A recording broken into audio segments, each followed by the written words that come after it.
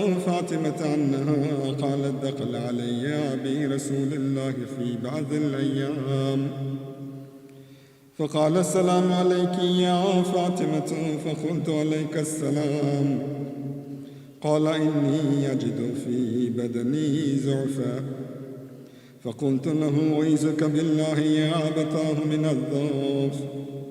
فقال يا فاطمة ائتيني بالكساء اليماني فغطيني به، فأتيته بالكساء اليماني فغطيته به، وسرت أنظر إليه وإذا وجهه يتلألأ كأنه البدر في ليلة تمامه وكماله.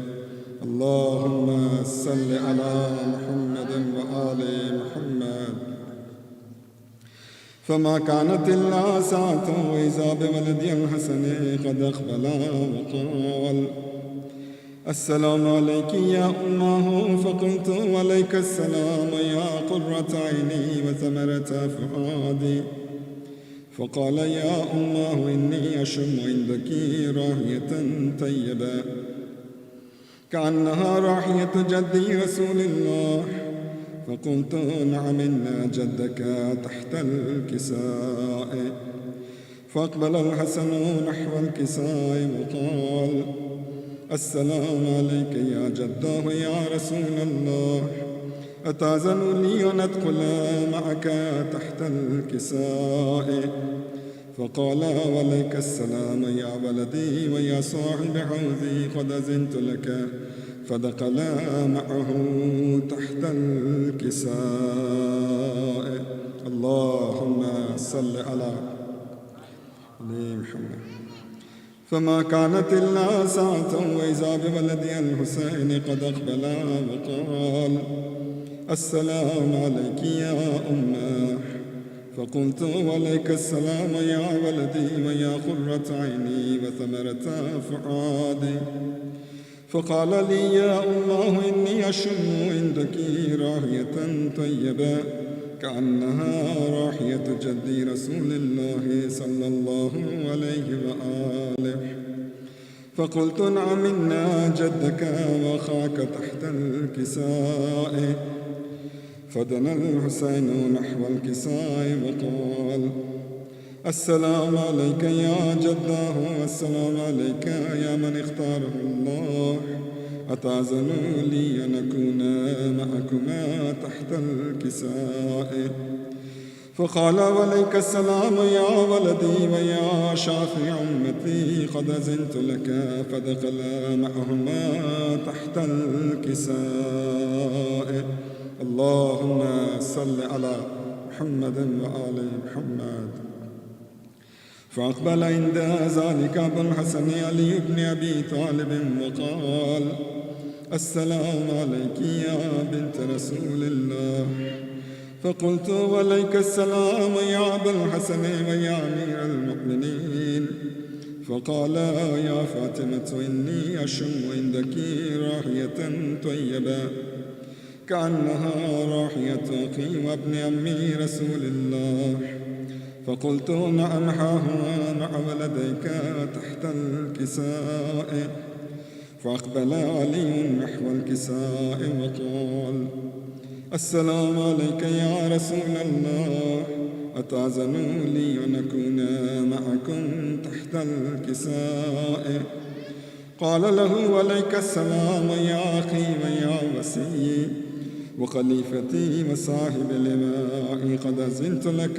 فدخل علي تحت الكساء. اللهم صل على محمد وآل محمد. ثم أتيت نحو الكساء وقلت السلام عليك يا أبتاه يا رسول الله، أتأذن لي أن أكون معكم تحت الكساء؟ قال وعليك السلام يا بنتي ويا بضعتي، قد أذنت لك. فدخلت تحت الكساء. اللهم صل على محمد وآل محمد.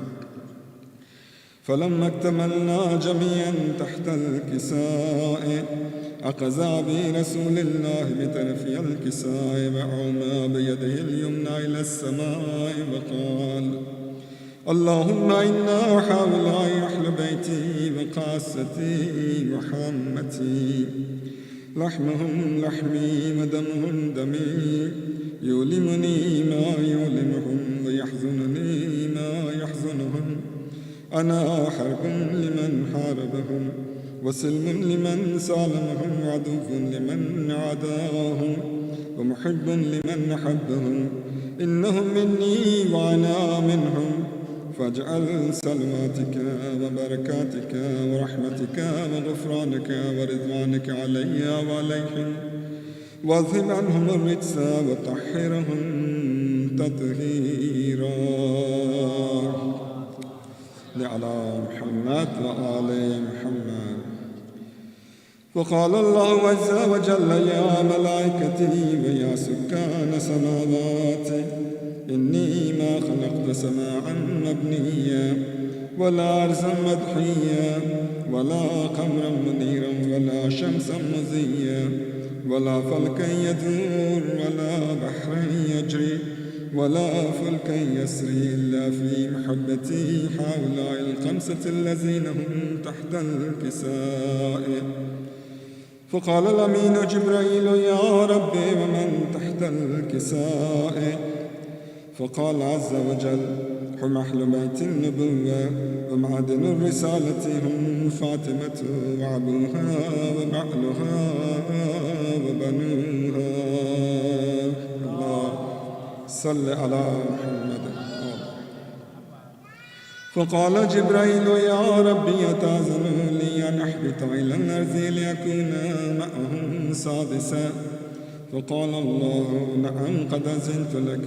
فاحبط الأمين جبريل وقال: السلام عليك يا رسول الله العلي الأعلى، يقرئك السلام ويقصك بالتحية والإكرام، ويقول لك وعزتي وجلالي: إني ما خلقت سماعا مبنيا ولا أرزا مدحيا ولا قمرا منيرا ولا شمسا مزيا ولا فلكا يدور ولا بحرا يجري ولا فلكا يسري إلا لأجلكم ومحبتكم، وقد أذن لي أن أدخل معكم، فهل تأذنوا لي يا رسول الله؟ فقال رسول الله: وعليك السلام يا أمين وحي الله، إنه نعم قد أذنت لك. فدخل جبريل معنا تحت الكساء. فقال لأبي: إن الله قد أوحى إليكم يقول: إنما يريد الله ليذهب عنكم الرجس أهل البيت ويطهركم تطهيرا. صل على محمد وآل محمد.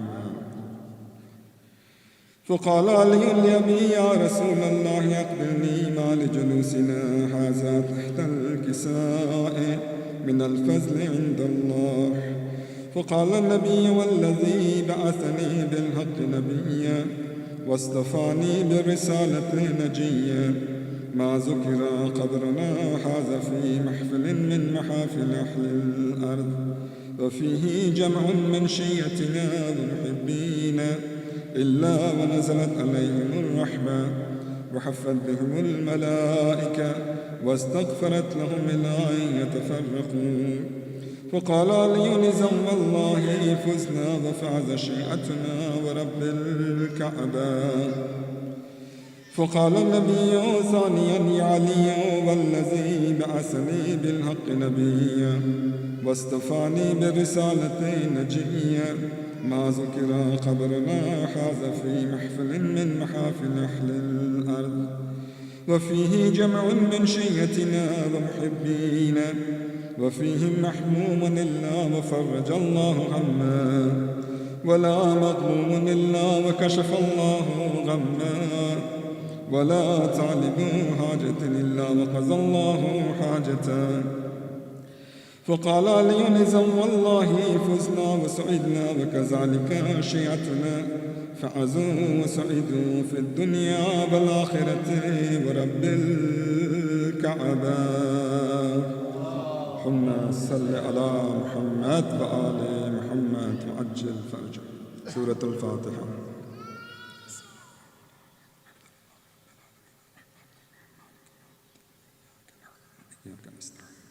صراط المستقيم صراط الذين أنعمت عليهم غير المغضوب عليهم. بار دیگر صلوات.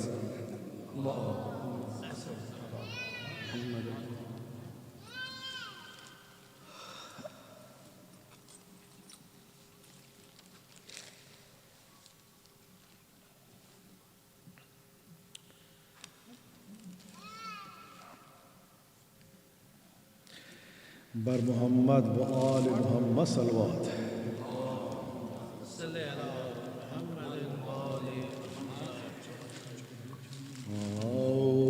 رولے شہ کربلا کو زندگی کا بھروسہ نہیں ہے.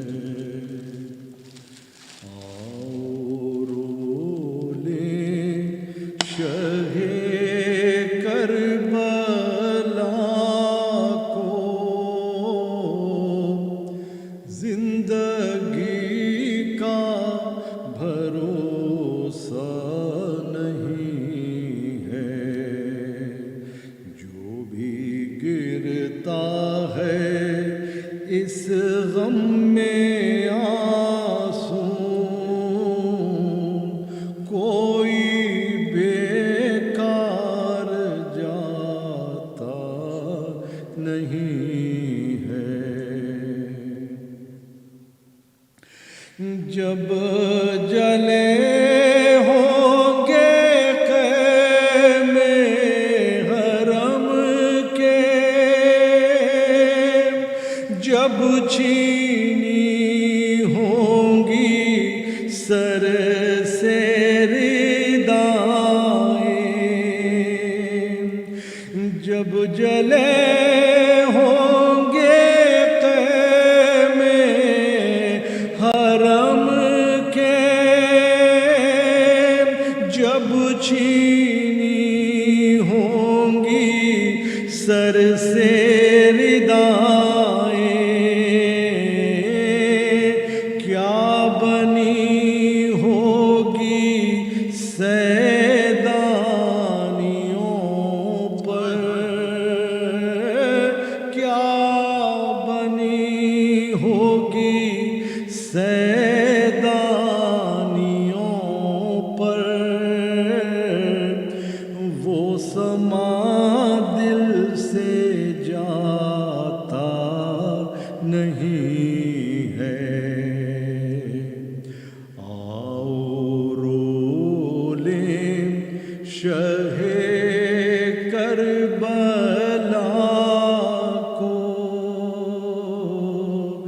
زندگی کا بھروسہ. بہر تعظیم اٹھو اے اکبر، پرداداری کرو میرے دلبر. بہر تعظیم اٹھو اے اکبر، پرداداری کرو میرے دلبر. آ رہی ہے سواری پھوپھی کی، آ رہی ہے سواری پھوپھی کی، جس کا کوئی سہارا نہیں. آؤ رو لیں شہ کربلا کو، زندگی کا بھروسہ جب مدینے میں جائے گی زینب کیا بتائیں گی صغرا کو زینب وہ نشان رسن بازوؤں پر وہ نشان رسن بازوؤں پر نیل اب تک بھی چھوٹا نہیں ہے اور رو لیں شہ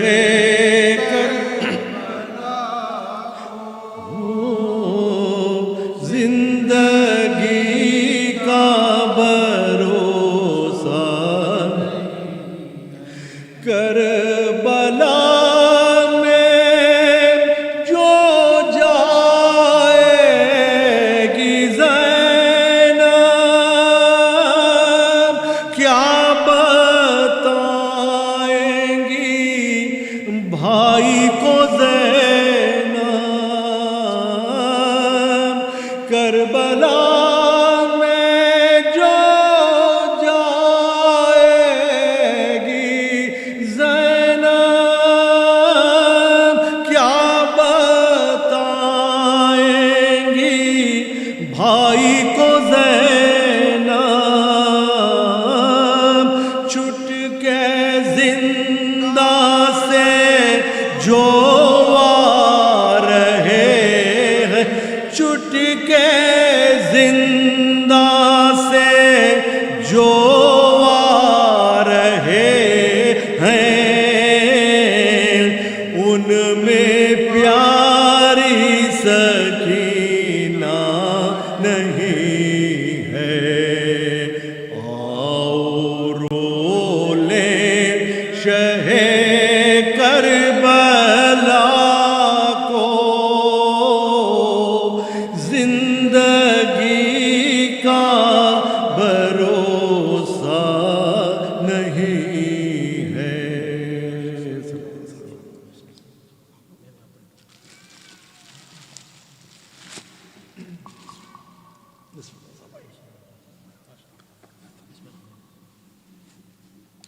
مومنین بآواز بلند صلوات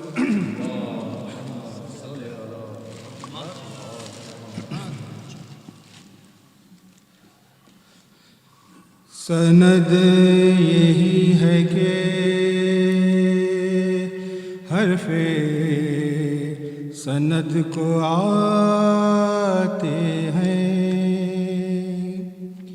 سند یہی ہے کہ حرف سند کو آتے ہیں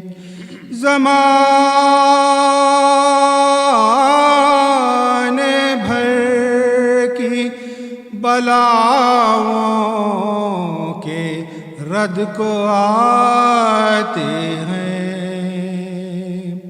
یہ کیسا باب ہوائج ہے حضرت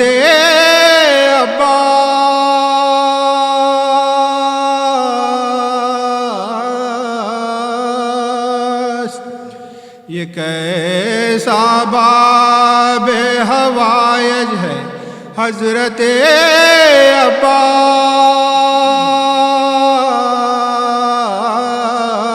عباس اسے پکارو تو 14 مدد کو آتے ہیں سند یہی ہے کہ حرف سند کو آتے ہیں درود بھیجو محمد جب ابن ابو تراب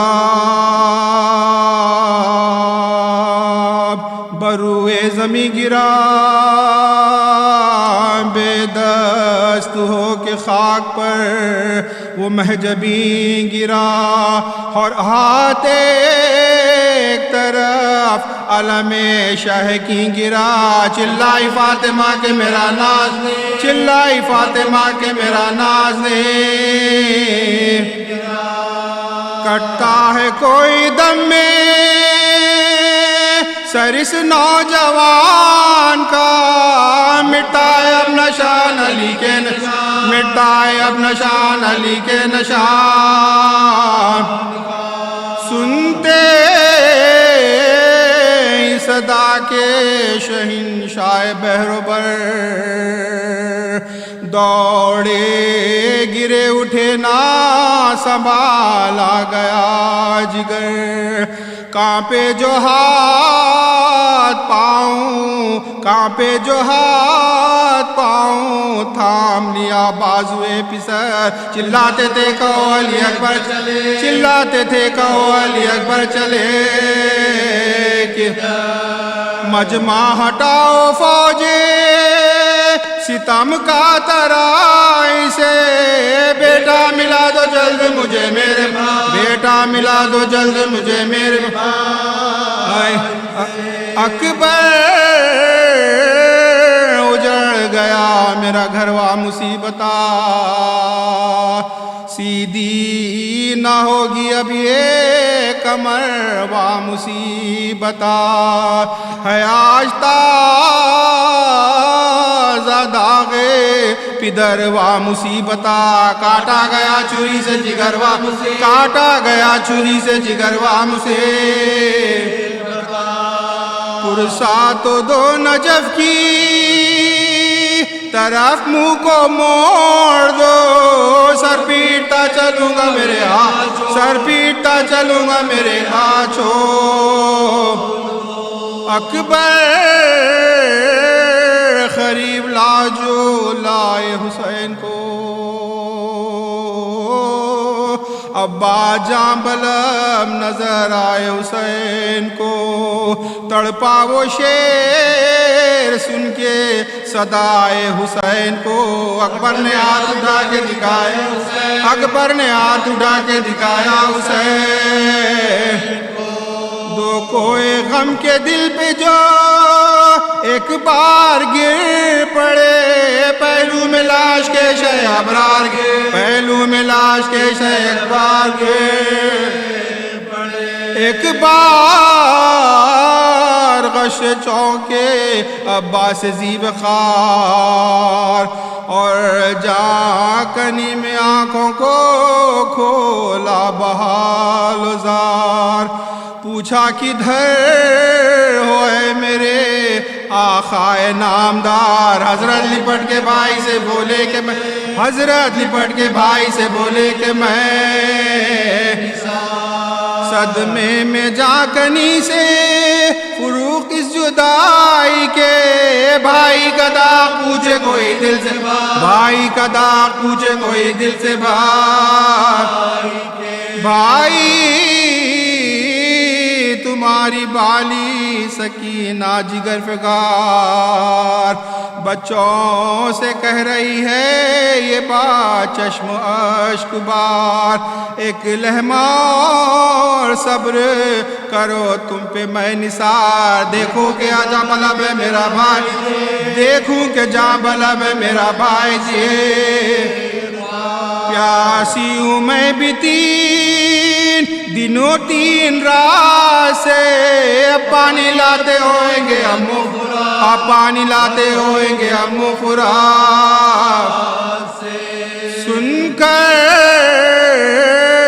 یہ حال دل پر لگا اور تیر غام روئے لہو کے اشکوں سے عباس ذی حشم اتنا کہا کہ رہ گئے شرمندہ اس سے ہم پہنچاتے مشق ہاتھ نہ ہوتے اگر پہنچاتے مشق ہاتھ نہ ہوتے اگر کچھ بس چلا جل سے نہ اس بے قصور کا مجبور ہو گیا یہ بیشتے مجبور ہو گیا یہ بیشتے حضور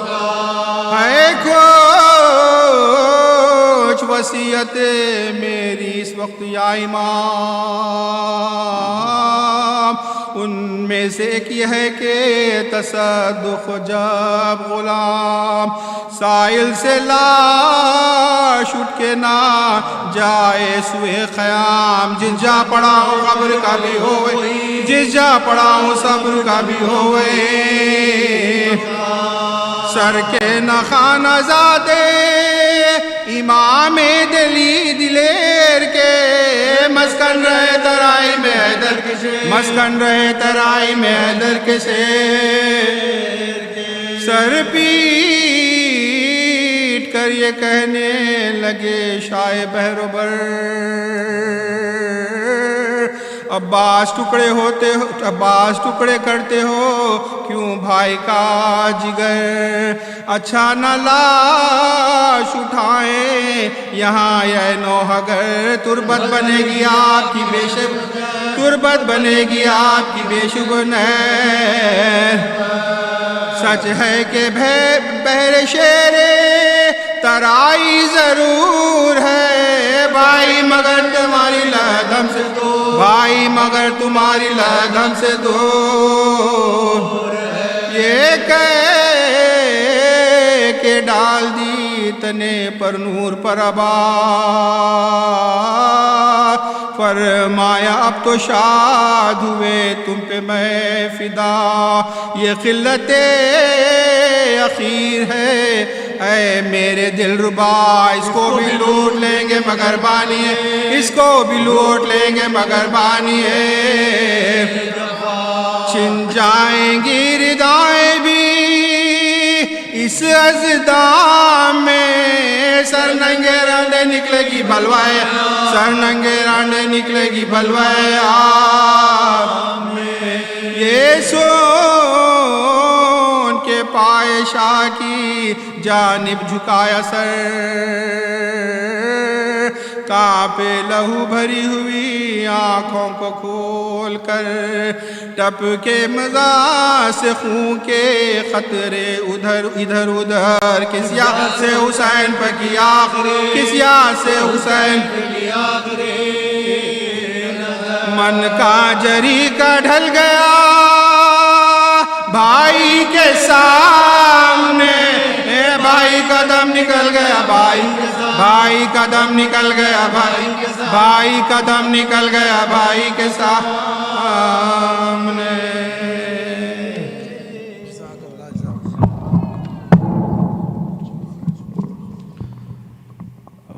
First of all, I'd like to request you all to please move a little forward as much as you can. Kindly move as much as you can. Please move forward. You know, during the middle of the majlis, then Maulana will have to make announcements. It will disturb everything. Please, as much as possible. I appreciate we have limited space, but inshallah, all the mu'min, you have big heart to accommodate each other.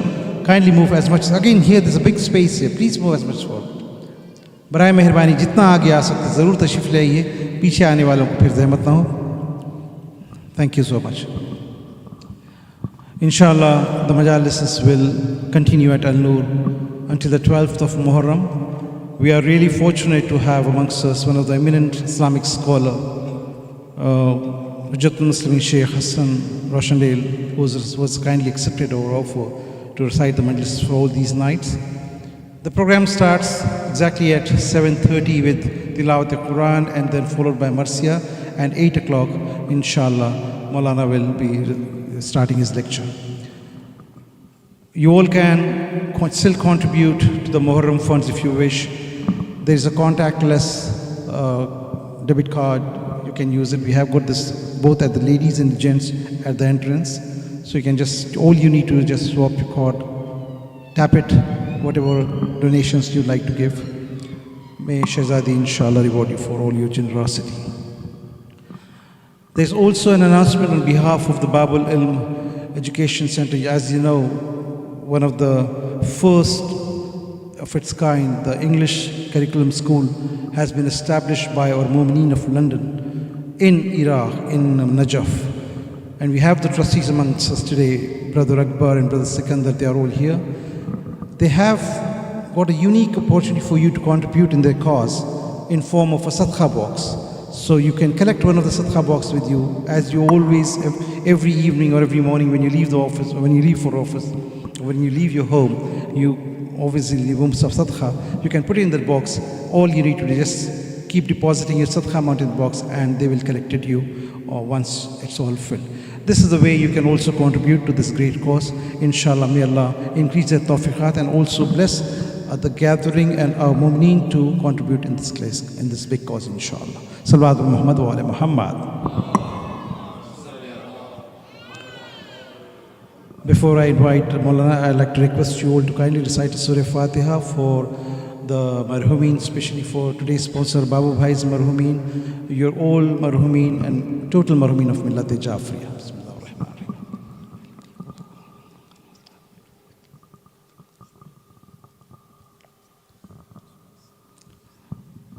May I request you also to please recite one Surah Fatiha for our dearest beloved brother Abbas Hussain, who was the Raunaq of this gathering, who was a founder member of this place.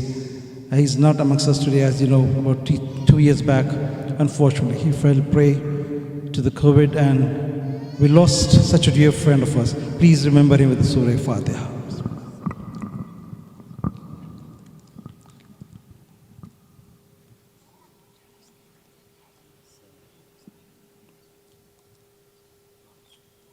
May I request Sheikh Hassan Roushandel to please come onto the member to recite the lecture for tonight. Bar Muhammad wa ali Muhammad, bawaz buland salawat.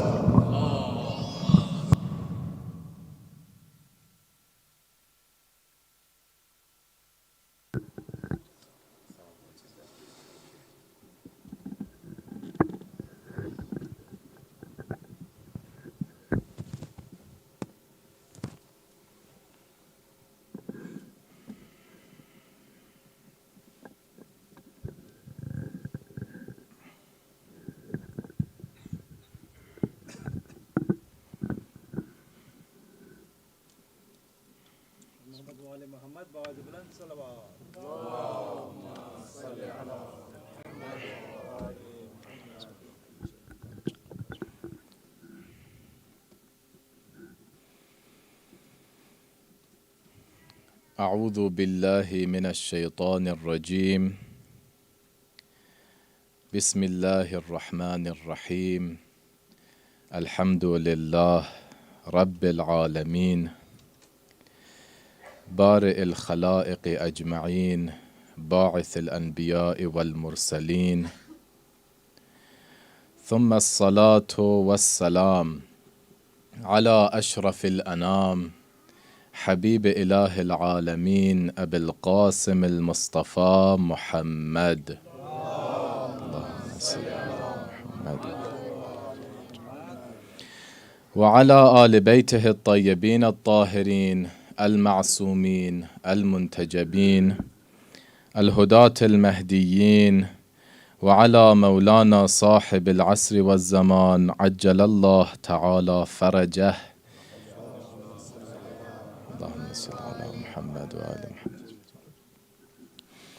Dear brothers and sisters, Assalamu alaikum wa rahmatullah wa barakatuh.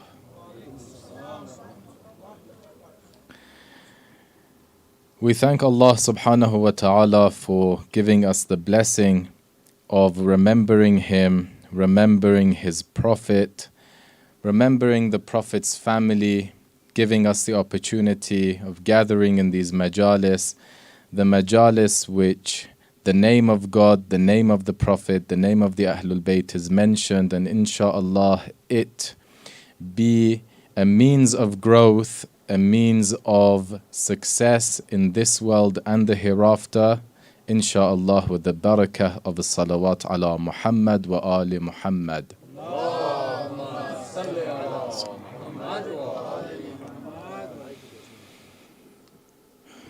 We have been together for 2 nights, and for those of you who have been with us, you know that the topic of these lectures, the main topic, is reconnecting with God in the modern age. And in the first night we explained the importance of this topic and how it is crucial for us all to sit together and discuss some of those things which could potentially be hindering our relationship with God, some of the religious concepts that may, due to its misinterpretation and misrepresentation, those concepts may be misexplained, or our relationship with those topics may be now ruined and disconnected. And inshallah, we said in these nights we want to sit down and discuss some of those topics. That was the first night, and there were some preliminary discussions. If you haven't listened to them and you are planning to continue listening to these lectures, I highly recommend you to go home tonight, tomorrow. Make sure you listen to those lectures.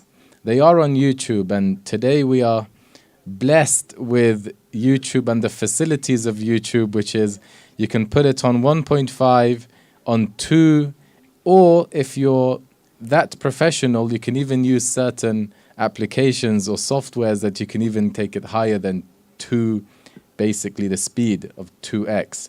You can put it up to 3x. We had a friend who used to listen to lectures, I think, with 3x, and we couldn't understand anything, but mashallah, he was very talented. He could understand the words and everything about it. So I highly recommend you listen to these lectures. There were some very important points mentioned in the first night.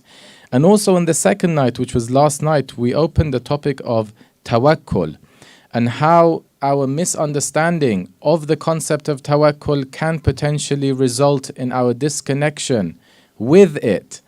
And we will be in loss if we do disconnect with this concept, because we explained how the narrations talk about tawakkul and how if tawakkul is exercised correctly, it is so empowering that in one narration Imam Kadhim alayhi salam says,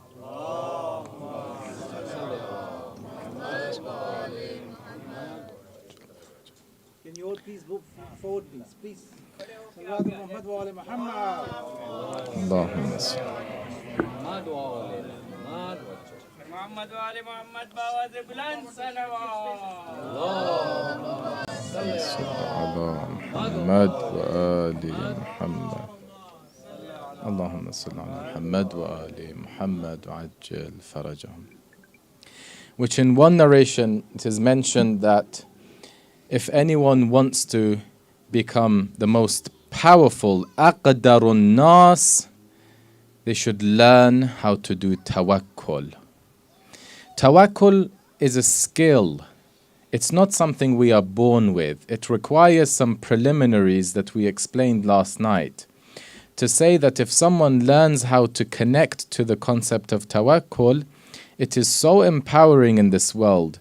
It lifts burdens off their shoulders. It makes them detached from certain things which hurt them and harm them and cause stress and anxiety, and they rely on God and they hope for the best for God to give to them, and it increases in their iman. This was the importance of tawakkul that we mentioned last night. So I highly recommend, if anyone hasn't listened to the 2 lectures, please make sure you do. It's on YouTube. And inshallah tonight I'm going to continue the topic of tawakkul.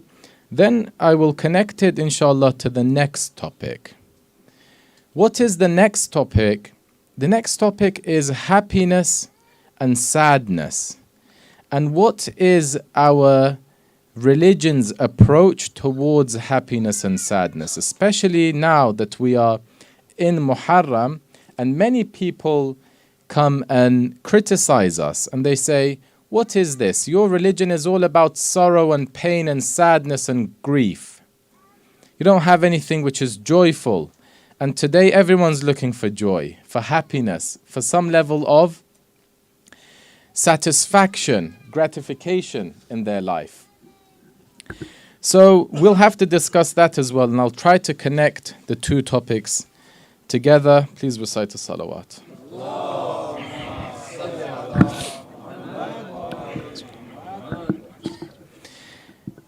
In order to continue the topic of tawakkul, I'm going to go back to the first lecture, in which I mentioned very briefly that Dua Arafah or many of our other du'as, instead of just throwing few du'as, oh Allah give me this, oh Allah give me that, instead of just throwing that at us, they teach us many things before they get to the part which they actually ask Allah for something.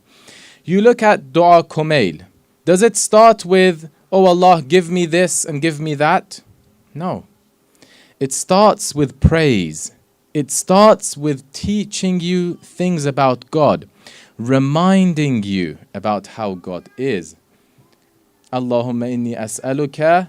Does he say what I ask you? No.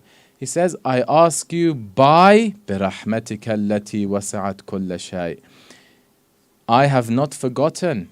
I believe in your rahmah, your mercy, and the fact that your mercy includes and encompasses everything. So just by that one line, if someone is precise, if someone looks deeply into it, they are saying to God, one of the things they are saying to God is that your rahmah, your mercy encompasses everything, including every single pain and difficulty I'm going through in my life. I am implicitly saying that I am seeing your mercy in that as well. I am also saying that I know you created hellfire, I know you created Jahannam, but I also see your Jahannam in light of your mercy. But do I really see that? Not really. So that's why we mentioned that when we're reading these du'as, it's very important to sometimes zoom out and say, I'm not saying it with my own tongue and from my own self, but I am reciting this, trying to observe the spiritual experience of a master of spirituality, Amirul Mu'mineen alayhi salam, the way Allahumma salli ala Muhammad, the way he sees the world, the way he sees God, the way he looks at everything. So when I see this, I'm definitely not saying this is me, but I am saying that I like this. This is beautiful, and I want to become like that.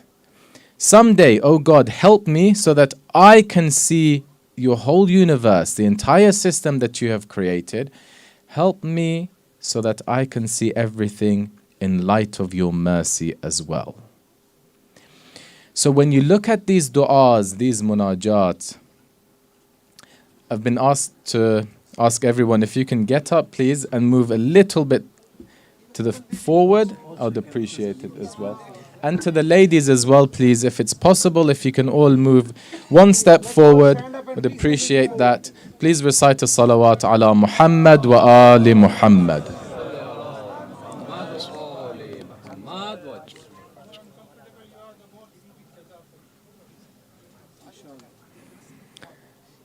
This reminded me, whilst everyone's coming forward, I want to share a story. This reminded me of a story that it's famous among the Hausa students and the teachers, that once there was this alim, a very great scholar, he was invited somewhere to lecture, and he arrived, he sat on the minbar, and someone got up, before he started the lecture, someone got up and said, everyone please get up and move one step forward with the loud salawat. So everyone did that. Please recite the salawat.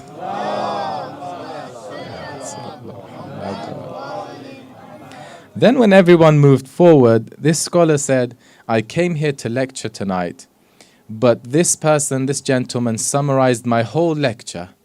My entire lecture was going to be about everyone. Let us all get up in our lives, in our spiritual life, in our connection with God, and just move one step forward. And that is basically all we want, inshallah. So we pray, inshallah, the same way we moved one step forward physically, may Allah help us, inshallah, to move one step forward spiritually as well. Please recite salawat.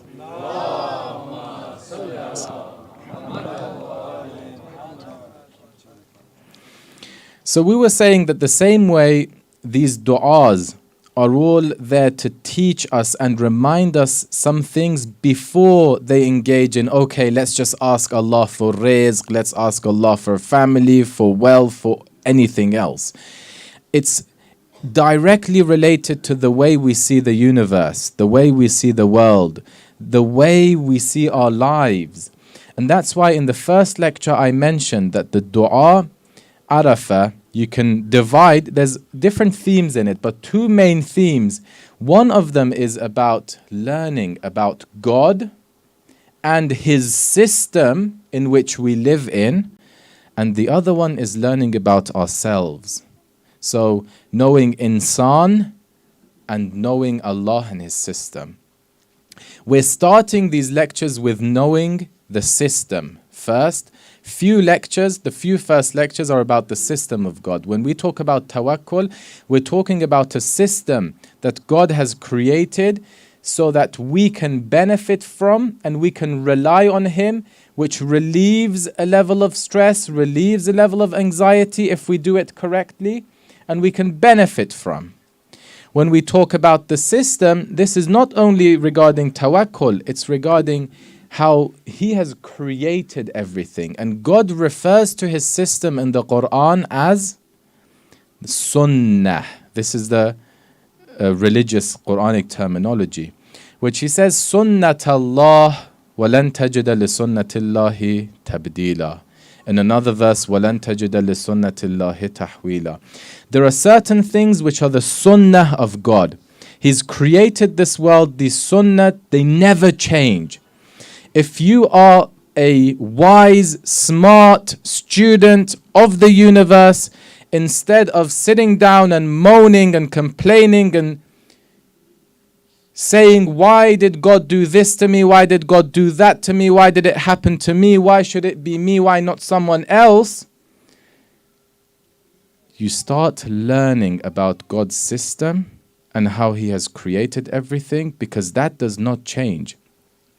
Whoever follows the system of God and learns about it succeeds, and God and His universe is very kind to him and her.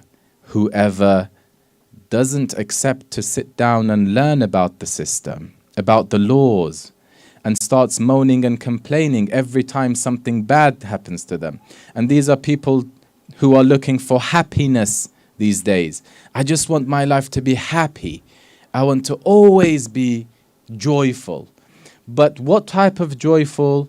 The type that is immediately dependent on their material life, on their wealth, on their health. As soon as their bank account suddenly becomes a bit shy in being able to support them, they lose their happiness and joy. The moment they catch a cold, they lose it. The moment they become fearful of something, it's gone. So that's what we're facing these days. This is one of the crises of the modern age. How do we tackle that? We said we have to learn the system of God. Tawakkul was part of that. If we learn how to do it correctly, tawakkul can help us in this process. And we mentioned last night that it has 4 steps. We need to rationally reach those steps and connect our heart to those steps, which I'm not going to repeat today because it's going to be repetitive and some of you were here yesterday. So that is regarding the system. Let me give you just a couple of examples about what the system is. For example, we have a narration from the Prophet that says, if you are in a state of poverty, if you are in a state where now you feel like you're a bit strict with your finances, you're under pressure, he says, give sadaqah. With our mind, when we think about it, we're like, what does that even mean? Are you kidding me? I'm saying I don't have, and you're saying give away? Who says this? Someone who's not familiar with the system. But the Prophet, he's not here only to take you to heaven, just for the akhirah, but he's teaching you things that in this world will help you live a prosperous life. And he says, the moment you feel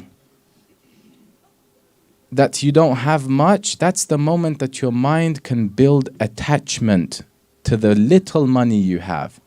And the more attached you are to something, the less you can grow out of it. So your mind, if you say I am poor, and you accept the reality that you are poor, and therefore act according to poverty, you will always stay in poverty. But in your mind, this is one of the laws that the Prophet has taught us. Among the laws, respect to parents. You have not seen people who are disrespectful to parents, but they live prosperous lives in this world. It has immediate effect on you, spiritually, even financially. So these are things which people who are a bit smart, they look. I even know of people who don't pray, they don't fast. They're very, on that end of religion, they're not very religious per se. But they know that they have to be very respectful to their parents. And I've spoken to a couple of them. They say, why are you so respectful?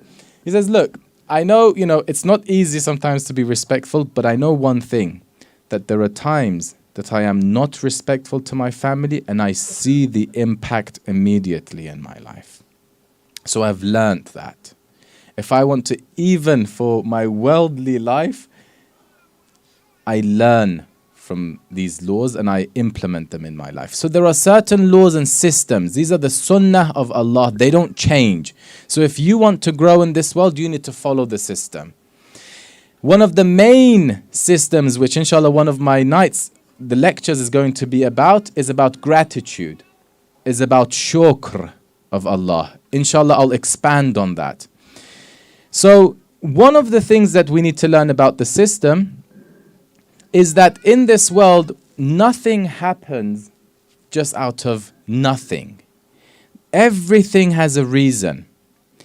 Now, when we are talking about reasons, sometimes I received a message even last night about, someone messaged me about my lecture, saying that, you talk about tawakkul and everything, but you're undermining something which is very important, and that is the period that someone needs to grieve.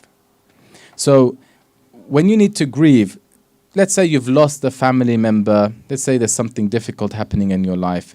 You need to cry, you need to bring it out and everything. So they thought that when I say do tawakkul and you become strong, awliya'ullah, la khawfun alayhim wa lahum yahzanun, that person thought that I am saying that you shouldn't grieve, that you shouldn't feel, for example, sad about something. I didn't say that, and I would like to correct. Well, if I did, I would like to correct myself. I don't think I did, but I would like to elaborate on it. That when I say that, it's very important for us to know that we have something which is the destination we're trying to arrive at, okay? That destination is someone to be able to be so confident in what Allah has ordained for them, has destined for them. So they lose a family member, they do grieve.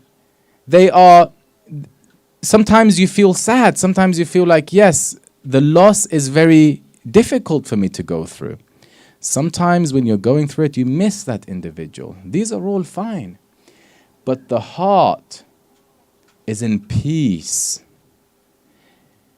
That's the destination we're trying to arrive at. When I say that, this is a very important point, okay?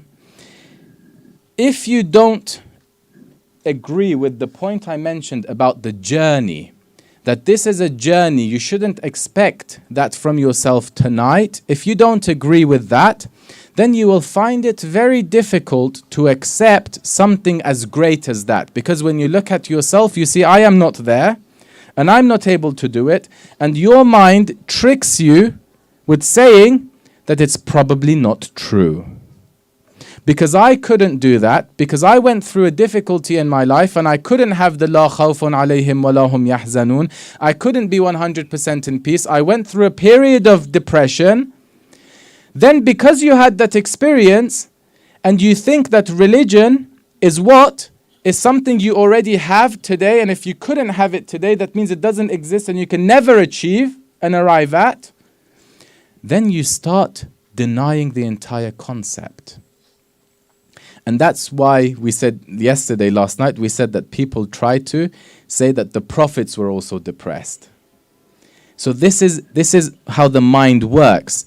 I see that I couldn't deal with it, and I look around myself and I see that other people couldn't deal with it, and therefore I'll try to find a justification for why I couldn't deal with it, because I can't agree that my iman is weak. It's very difficult for me to do that. And I don't understand the concept of iman, and therefore when I say to myself my iman is weak, I feel like I'm attacking myself. So therefore, I try to find a justification for my weakness. I call it weakness of iman. For my state, for that person saying, I try to find a justification for it, and therefore I will go to religion and try to say that Prophet Yaqub was depressed, the other prophets, some of the other prophets that we have, Prophet Yunus, and so on. So I needed to explain this, to say that that's not the case. And they were not depressed, and they set the grounds for us to know that a human being is able to arrive there. We have in Dua Arafah, please recite the salawat.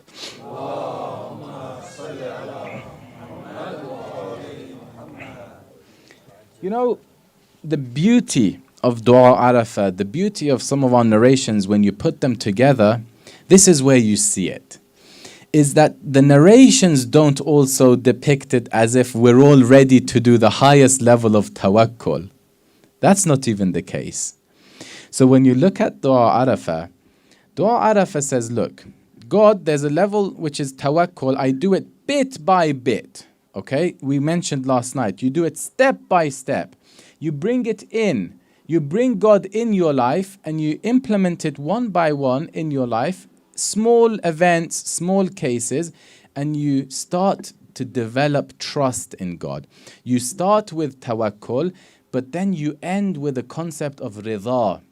You end with the concept of then at the end of it, when you've implemented this step by step, and it's all good now, you've developed a level of trust, you know that God wants good for you, you understand that every single event, even if it's on surface level negative, is a contribution towards your growth, towards where you want to achieve.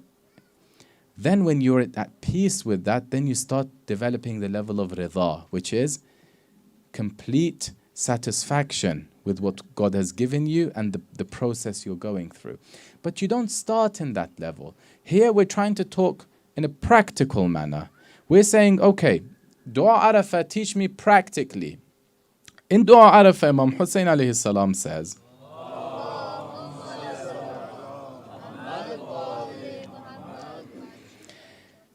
he says, oh Allah, so far I have been managing my own affairs in my life. And I have not been relying on you. You know, very clear. It's only been me, my own tadbir for my life. But Allah, I want you to start making me ghani, making me not in need of my own tadbir and in need of your own tadbir. Allahumma aghnini bi tadbirika an tadbiri.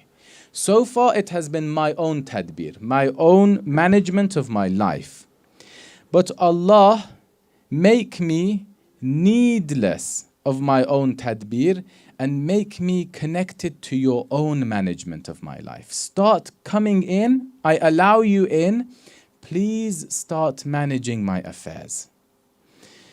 وَبِإِخْتِيَارِكَ عَنْ إِخْتِيَارِي. You choose rather than me choosing. I'm bringing you in now, okay? I haven't said that I trust you 100% yet, but you have to show me. But I'm bringing you in, bit by bit. وَأَوْقِفْنِي عَلَى مَرَاكِزِ اضْطِرَارِي. Make me aware of the points and the places where I am in need, because sometimes I don't even know I need you. In another narration, there's a dua, very beautiful. It says, Ilahi zidni ilayka faqatan wa faqra. Oh Allah, I'm not sure whether I'm in need of you or not. Let me be honest. So far, it seems like I've been very successful in my life, and I don't think I've been relying on you. But oh Allah, I know the moments that I sit down, the moments that I ponder, I know that my life is very much dependent on so many things that I can understand that I am not that strong as much as I think I am. Everything that I think is mine, in reality, is not mine. Everything that I think I own, in a split of a second, can suddenly go out of my ownership. So in reality, when you sit down and when you ponder, you realize that, no, God, it doesn't seem like I'm very much in charge of things. But I want you to increase in this. I want to really and truly develop this understanding. Baba, I'm tired of always trying to hold on to things. Today, someone is very interesting. This person is my landlord. And he's Muslim, he's Shia. And I was speaking to him. He came to my house and he told me this. He said, look, there was a time I used to live like the person who every moment stresses over every single thing that happens in my life. Whatever, suddenly I lose money here, it brings a lot of stress in my life. Someone makes a phone call and says the payment hasn't been made, brings a lot of anxiety in my life. And he said, for a very long time I used to live like this. He has his property, he says, I'm successful, but my success wasn't pleasant to me. This is very important. You think on surface level you're successful, but you look at the person who's living in stress, in anxiety.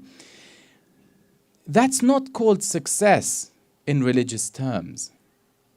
So when we are talking about tawakkul, it's about what? It's about saying to God, oh Allah, I've been doing my tadbir in my life, but it has caused me a lot of discomfort every moment. But I want to start relying on you. Step by step. Sheikh Jawad Shamali, in his book of Sharh of Dua Arafah, if you haven't seen it, it's written in English. It's a very nice book. He mentions this, and very beautifully he gives an example. He says, imagine you're in a car with your friend, and you're going to this destination. I'm just summarizing the story. And you don't know whether your friend has a license or not, and you don't know whether they drive very well or not, but you're getting tired of driving. So in this process of driving, your friend says, hey, by the way, if you want, I can help you. Initially, you've got the energy and you're like, yeah, okay.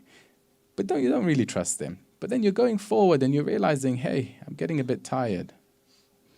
My eyes are starting to shut. Now you're like, you look to your side, you say, can I trust him? Maybe I can, maybe not. But then you're getting very tired and you're like, hey, there should be something here. Then you say, hey, by the way, Ali, why don't you come and give it a try? So he takes over, and then you're observing him. You're not sleeping in the car. You're very carefully observing. You're like, let me see if he's driving properly. Like, hey, what's happening here? No, don't do this. No.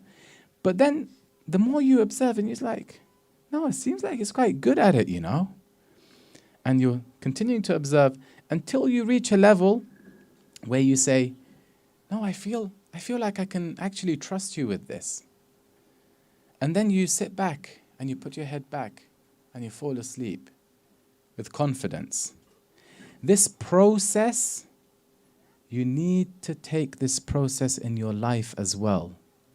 You can't start with just putting your head back because you haven't developed the trust in God yet. The first bump, you're going to wake up, you're going to scream, you're going to shout, you say, what are you doing? Doesn't work like that. You start bit by bit. And in the whole process, you rely on Him and you say, oh God, show me. Oh God, I want to see. But I'm going bit by bit. It's not that God fails with the big thing. It's that you fail to see the details and the wisdom if you start with something big. Because you don't have the trust yet. So you start with something small. So Imam Hussein alayhi salam, Ilahi aghnini bitadbirika. Ilahi aghnini bitadbirika li an tadbiri. Wa bikhtiyarika an ikhtiyari. Wa awqifni ala marakiz idhtirari. He says all of that until after You've given him the steering wheel and now he's driving and now you've developed the confidence. Then you can start saying to God something like this. حتى لا أحب تعجيل ما أخرت ولا تأخير ما عجلت. I'm starting to trust you, and when I develop that level of trust and when I see it in my life, then what do I want from you? Then I want, oh Allah, you give me the confidence that I sit back, and I don't want you to postpone something that should happen now, and I don't want you to make something happen now that should be postponed. So I reach a level where I'm in rida, in complete satisfaction with you. And this is what we said last night, when the moment you can then say, after you do the tawakkul many times, then you say, أُفَوِّضُ أَمْرِي إِلَى اللَّهِ. Then you say, oh Allah, I have complete trust in you. I don't say what I want from you. I'm just going to give you the steering wheel. You take me wherever you want to take me. That is where we want to get, okay? That's the trailer of the movie. We haven't watched the movie yet. We're not allowed to get in. This movie is 18 plus, okay? 18 plus spiritually. So this is, you need to be spiritually 18 years old and over. Many of us aren't. So you see the trailer. The trailer is out. This is where a person can reach. We have had cases where people, these are normal people. These are not like, superheroes. These are not infallibles. These are normal people, but people who have gone through the process of proximity to God and connection with God, that they lost a child. They lost a child, but they could immediately, or after a very short period of time, fixate their mind on the blessings that Allah has given them and thank Allah for allowing them to experience this time with the child and moving on. Now that is, again, I'm saying this, I'm repeating it 10 times, that this is a trailer to something that a human being, an insan, is able to reach. You are able to reach this. This is the problem I have with some people today who are trying to say, because of the limitations they see in themselves, they try to say that that is not possible. I say that is possible. Maybe not for me. Maybe I am a weak person, but I agree. I submit myself. I say, I agree that I am weak, but I'm on my way.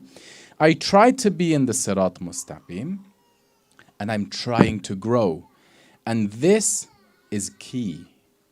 So, inshallah, we pray that Allah gives us the tawfiq to be able to reach there eventually and take the steps necessary for that. Please recite the salawat.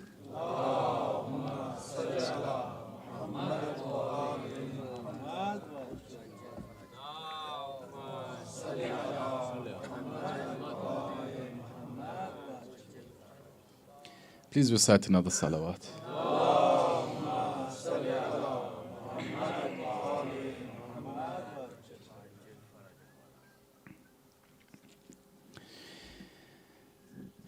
Just a couple of points on Karbala, and we can see that in Karbala there are some individuals that, despite the fact that they were going through some difficulties, despite the fact that that moment was a very difficult moment, they were trained to a degree, and this precedes Karbala, When we are talking about Sayyida Zainab saying that line when she was asked, do you see what God has done to you? What does she say? Do you think she's faking it? She says, Ma ra'aytu illa jamila. I did not see other than beauty. Well, definitely there was a lot of difficulty and tragedy and pain. She definitely saw that, okay?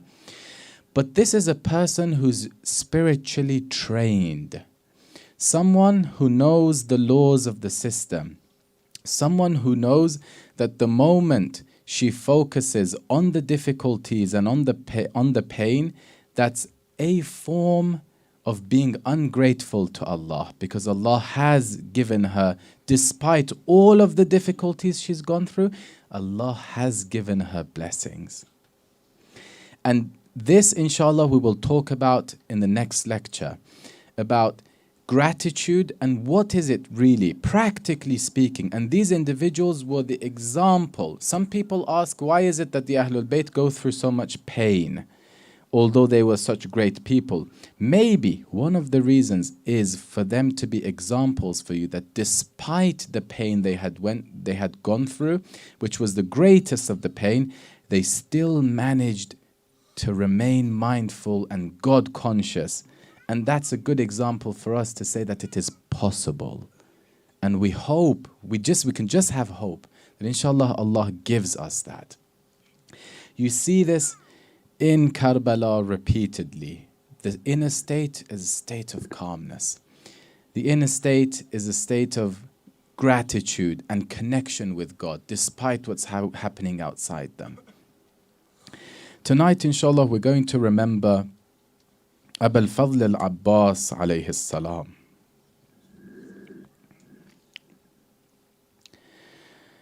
Sallallahu alayka ayyuha al-abdu salih. May Allah's peace and blessings be upon you, Abu al-Fadl al-Abbas. Who is Abu al-Fadl al-Abbas? He is the righteous servant of God, the one who obeyed God, al-muti'u lillah wa li rasulih, wa li amir al-mu'mineen, wal Hassan, wal Hussein. Tonight we remember the one man Imam Hussein alayhi salam relied on the most. The brother of Imam Hussein, Abu al-Fadl al-Abbas. Abu al-Fadl al-Abbas was the flag bearer in Karbala. He was the pillar. He participated in the battles. But when they went out, he participated in the battles.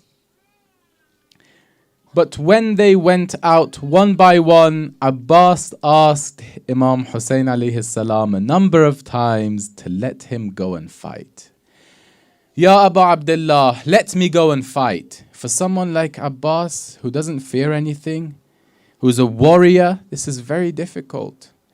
He needs to stay back, but he sees what's happening in front of him. He says, let me go, allow me to go. Imam Hussein alayhi salam told him, you are my flag bearer, how can I let you go? How can I let you go forth to the battlefield? I can't afford to lose you. You need to stay back. But later on, after many of the companions had gone, the thirst had gotten to the children. Abbas comes to Imam Hussein. Ya Abu Abdullah, it's painful for me to see what's happening. Allow me to go to the battlefield. The cry of the children, Al-Atash, Al-Atash, was heard. Please let me go. Imam Hussein alayhi salam says, if you want to go, then go. And get some water for the children. As a warrior, sometimes duty calls. It may not be something you want. But he says, I'll go. I'll bring water for the children. This shows how obedient he is to the duty that he has, that the Imam gives to him. Abu al-Fadl al-Abbas, the son of Haydar, goes to the battlefield. The enemy realizes no one can stand against him. So he goes towards the river. He pushes back the enemies. They are unable to stop him. The enemies realize that the only way to stop him is to ambush him from behind. The enemy ambushes Abbas alayhi salam. Imagine the feeling going through Abbas. Imagine how dry the lips of Abbas are. Abbas is also thirsty. Not just the children, not just everyone else. He's also thirsty. If it was anyone other than Abbas, probably they would justify drinking the water. Maybe the aql says that drink it, become strong, and go back, then fight them. But his heart perhaps says something different. He sees the water. If we see the water, we cannot control ourselves. But he sees the water and he says, فذكر عطش Alhussain. The Maqtal says, he remembers the thirst of Abu Abdullah alayhi salam.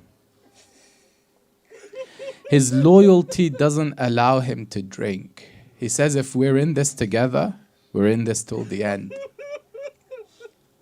Muslim ibn Aqil was martyred thirsty. The soldiers were martyred thirsty. He knew that eventually he's going to be martyred, but he didn't want to drink the water. He remembers the atash of Hussein alayhi salam. How can I drink water when Hussein is thirsty? The children are thirsty when Ali Asghar is thirsty. He fills the water bag and makes his way to the tent. And after that, we all know what happened. He fills the water bag and makes his way to the tents. When he went towards that, the enemies were hiding behind the trees. He fights them off until one man comes to the right side and strikes the arm of Abbas. La ilaha illallah. This is a famous poem, a very beautiful and powerful poem. It is said that Abbas, after losing his right hand, he says very powerfully, Wallahi in qata'tumu yamini. I swear by Allah that if you cut my right hand, inni uhami abadan an dini. I will defend my religion forever. Nothing can stop me from defending my religion. This is the power of tawakkul. This is the power of connecting with Allah subhanahu wa ta'ala. Now imagine Abbas without his right arm, still struggling to get his water to the khiyam. He doesn't give up. Another man strikes the left arm of Abbas. Abbas is kicking his sword. Can you go faster to the khiyam? I need to make sure that this water arrives at the family. I don't mind losing my right arm, my left arm, but there are people waiting for me. The children are waiting for me. He continues to move forward. But brothers and sisters, when finally an arrow strikes the water bag, his problem is perhaps not his right arm, it's not his left arm, but when the arrow strikes the water, La ilaha illallah. The hopes of Abbas, that's it, it's done. Some say Abbas changed his direction. How could he go towards the khiyam?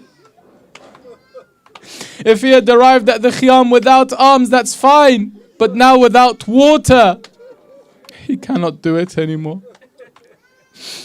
Sallallahu alayka ya Abul Fadl al-Abbas. Ala la'natullah. على القوم الظالمين وسيعلم الذين ظلموا أي منقلب ينقلبون والعاقبة للمتقين والحمد لله رب العالمين صلوا على محمد وآل محمد.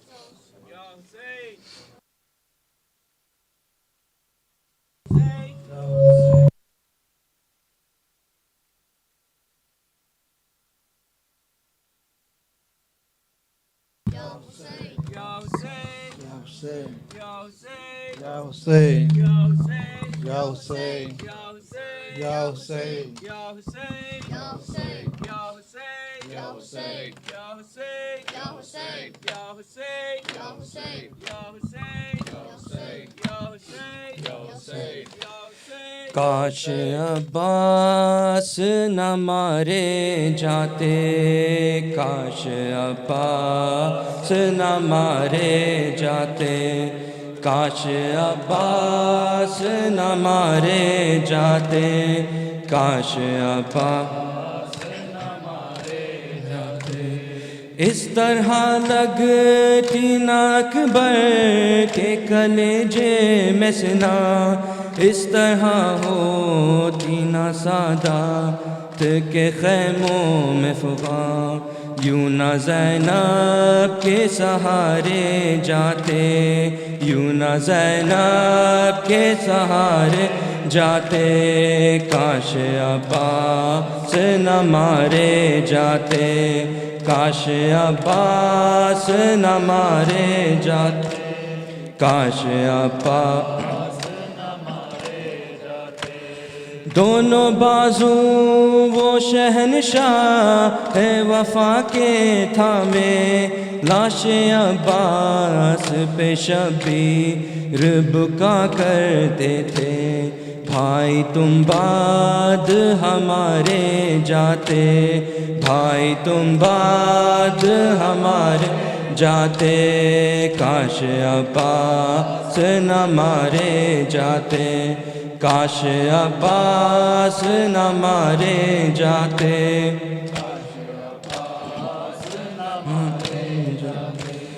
گردن شاہ پہ یوں رن میں نہ خنجر چلتا، یوں نہ خورشید امامت سر مقتل ڈھلتا، یوں نہ سر نیزوں پہ سارے جاتے، یوں نہ سر نیزوں پہ سارے جاتے، کاش عباس نہ مارے جاتے، کاش عباس نہ مارے جاتے، کاش عباس نہ مارے جاتے۔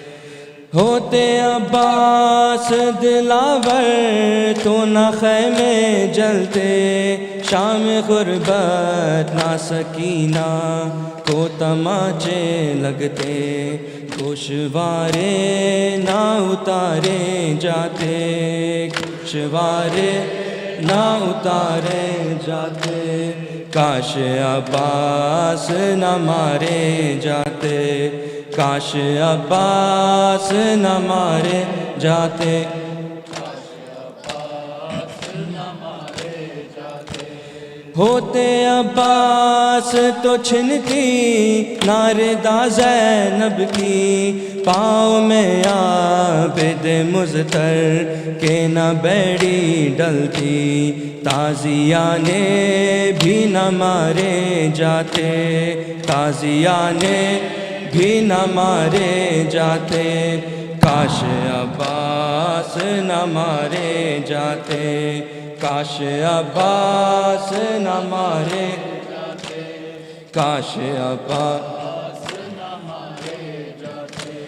ہو کے پابند رسن سید سجاد چلے، نہر کو دیکھ کے روتے ہوئے یہ کہنے لگے، سب وطن ساتھ ہمارے جاتے، سب وطن ساتھ ہمارے جاتے، کاش عباس نہ مارے جاتے، کاش عباس نہ مارے جاتے، کاش عباس نہ مارے جاتے۔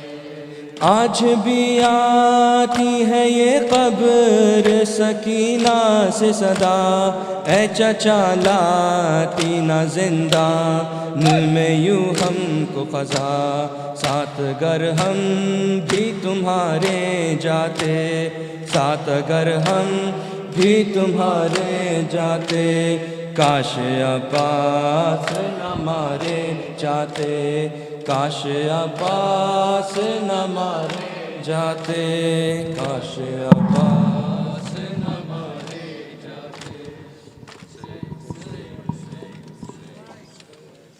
بہہ رہا ہے خون کا دریا لاشے شبیر سے، بہہ رہا ہے خون کا دریا لاشے شبیر سے، بہہ رہا ہے خون کا دریا لاشے شبیر سے، بہہ رہا ہے خون کا دریا لاشے شبیر سے، پانی پانی کی صدا، پانی پانی کی صدا آتی ہے زخمی تیر سے، بہہ رہا ہے خون کا دریا لاشے شبیر سے، بہہ رہا ہے خون کا دریا لاشے شبیر سے، لاشے اکبر پڑا ہے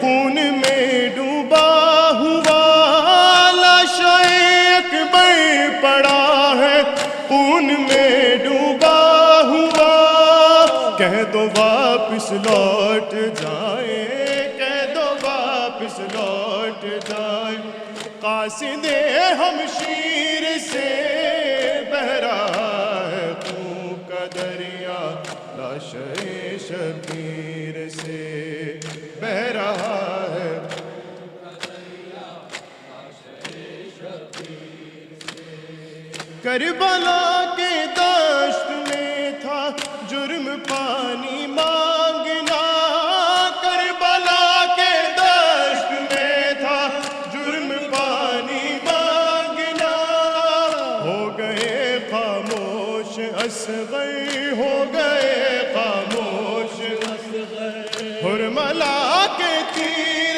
سے، بہہ رہا ہے خون کا دریا لاشے شبیر سے، بہہ رہا ہے خون کا دریا لاشے شبیر سے، جس کے بوسے لے کے ملتا تھا محمد کو سکون، جس کے بوسے لے کے ملتا تھا محمد کو سکون، وہ گلو کاٹا گیا ہے، وہ گلو کاٹا گیا ہے، آج خود شمشیر سے، بہہ رہا ہے خون کا دریا لاشے شبیر سے، بہہ رہا ہے خون کا دریا لاشے شبیر سے، سربرہنا ہو گئی ہے، لٹ گئی ہے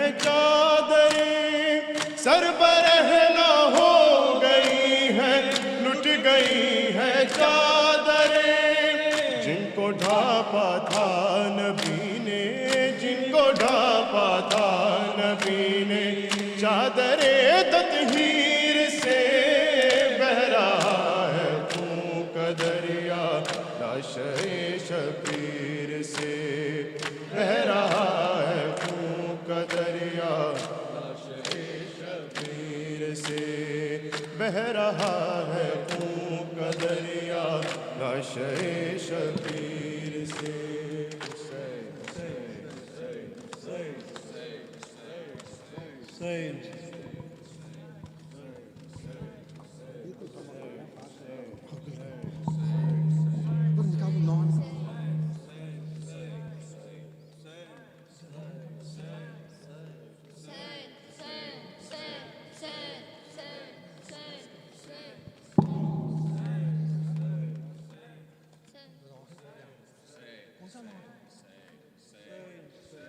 عباس تیرا حق ہے زمانہ تجھے روئے، عباس تیرا حق ہے زمانہ تجھے روئے، اے عباس تیرا حق ہے زمانہ تجھے روئے، عباس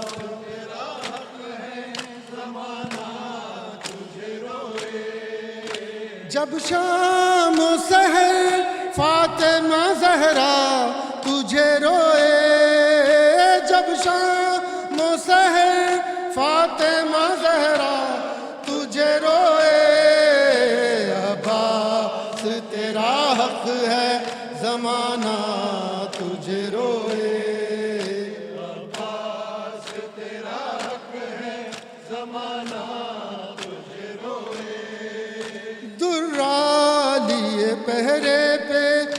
ستمگار کھڑا ہے، درا لیے پیرے پہ ستمگار کھڑا ہے، کیسے تیرے لاشے پہ سکینہ تجھے روئے، کیسے تیرے لاشے پہ سکینہ تجھے روئے، عباس تیرا حق ہے زمانہ تجھے روئے، عباس تیرا حق ہے زمانہ تجھے روئے، جس وقت اٹھایا نہ گیا لاشا جواں کا، جس وقت اٹھایا نہ گیا لاشا جواں کا، شے اس گھڑی اکبر سے زیادہ تجھے روئے، شے اس گھڑی اکبر سے زیادہ تجھے روئے، عباس تیرا حق ہے زمانہ تجھے روئے، عباس تیرا حق ہے زمانہ تجھے روئے، زینب نے کہا شام غریباں میں غازی، زینب نے کہا شام غریباں میں غازی، یو بے پردہ مجھے دیکھ کے بابا تجھے روئے، بے پردہ مجھے دیکھ کے بابا تجھے روئے، عباس تیرا حق ہے زمانہ تجھے روئے،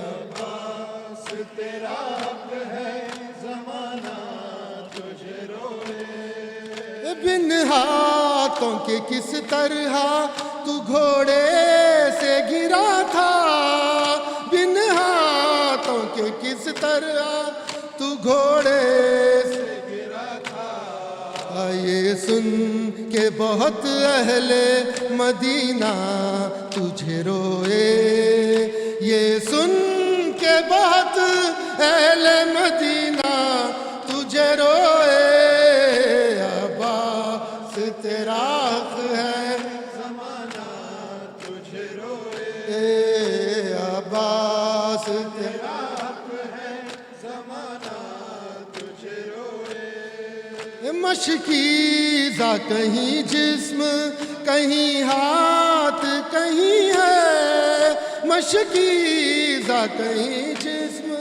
کہیں ہاتھ کہیں ہے، ہو جا جا کہ کہاں فاطمہ زہرا تجھے روئے، جا جا کہ کہاں فاطمہ زہرا تجھے روئے، عباس تیرا حق ہے زمانہ تجھے روئے، عباس تیرا حق ہے زمانہ تجھے روئے، جب شام و سحر فاطمہ زہرا تجھے روئے، عباس تیرا حق ہے زمانہ تجھے روئے، حسین حسین حسین حسین حسین حسین، عباس عباس، حسین حسین، یا علی یا علی، یا امام۔